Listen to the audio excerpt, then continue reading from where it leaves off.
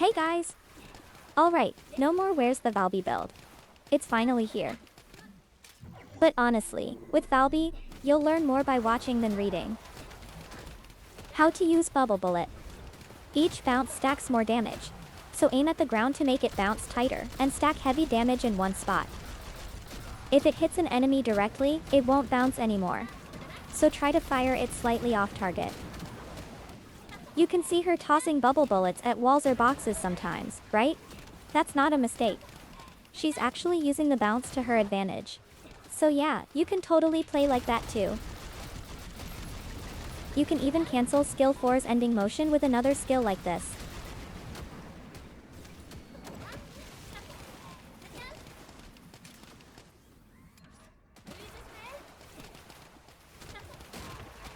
Now, unlike Ines, Freyna or Bunny, Valby's performance gap between beginners and veterans is massive.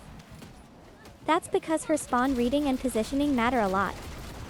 Where you place her skills and how you set them up is something you only learn through experience.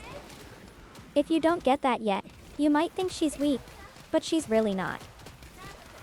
So instead of focusing on the build itself, try watching how other players move and position, you'll learn much faster. And hey, if you ever feel like you're dying too fast, just swap your emergency measures module for an HP module.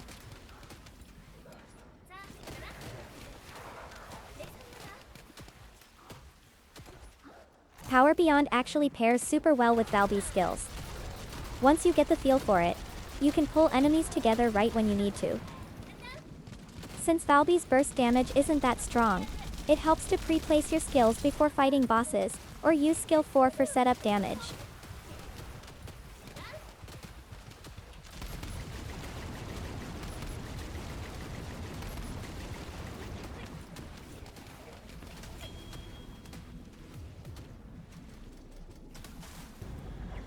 This one's another crit setup using Supply Moisture. But this time I went with a Dimension setup instead, since Plop Plop is the main source of damage. When you dive and bounce back up, you create two puddles, covering a huge area and dealing stronger sustained damage. In wide maps with spread out enemies, there's really nothing better. So yeah, don't just spam Bubble Bullet, be a Valby who uses Plop Plop wisely. Watch where I drop it, the placement really makes a difference.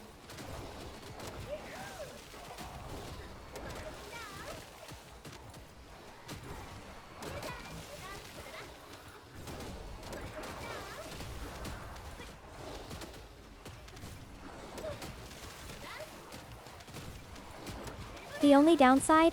Skills 1 and 4 are fusion type, while Plop Plop is dimension type. Come on devs, how hard is it to make that consistent?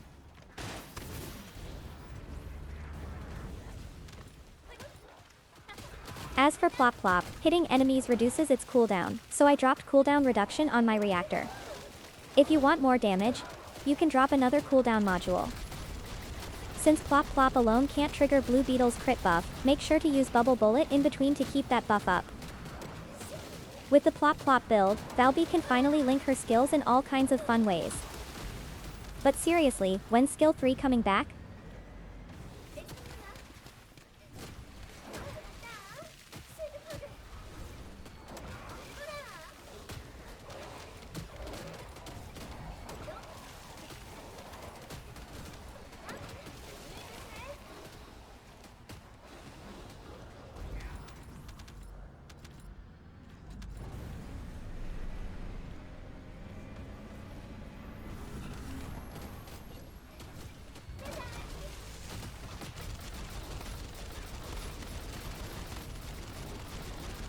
Oh, and remember what I mentioned last time.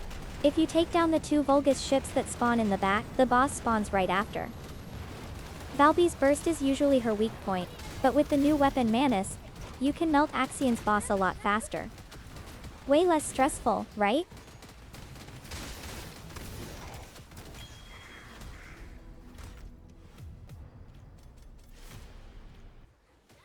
Now, for water play.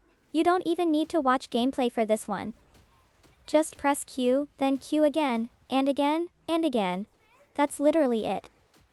You could probably do it with your eyes closed. The strength of water play is simple.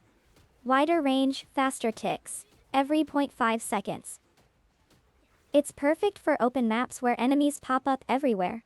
Easily one of the strongest setups out there. But honestly, I'd still pick the plop plop build over this. Water plays just... wow. You might actually doze off mid-run. It's the perfect example of how bad Valby's skill chaining can get. Still, as of now, if you know these 3 builds, you're good to go. So, what do you say? Let's dive in and get soaked in Valby's charm.